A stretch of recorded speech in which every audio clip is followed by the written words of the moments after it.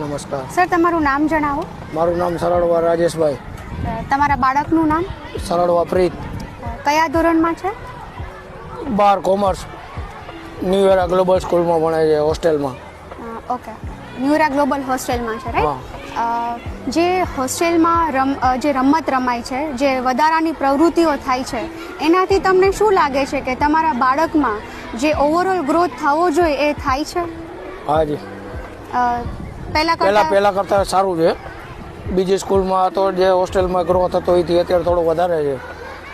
New એરા હોસ્ટેલમાં આવ્યા પછી થોડું વર્તનમાં ફેરફાર જાજો. ડિસિપ્લિન અને બિહેવિયરમાં ફેર છે. પહેલા કરતાં વધારે. જે ફૂડ આપવામાં આવે છે, જે પૌષ્ટિક ખોરાક હોસ્ટેલમાં આપવામાં આવે છે, એનાથી તમે સંતોષી છો? હા, પૂરી રીતે. અમે હોસ્ટેલમાં જઈને ચેક કરેલું છે. રસોડામાં જઈને બધી ફૂડની ચકાસણી કરી છે, પણ બધું વ્યવસ્થિત છે. જમવાનું ઘર જેવું પૌષ્ટિક ખોરાક આપવામાં આવે છે. અને તમારા બાળકનું જે એકેડેમિક પરફોર્મન્સ છે એમાં કંઈ સુધારો થયો છે? હા, જાજો. પહેલાંનું જે રિઝલ્ટ આવતું હતું અત્યારે 10-20% ઊંચું છે.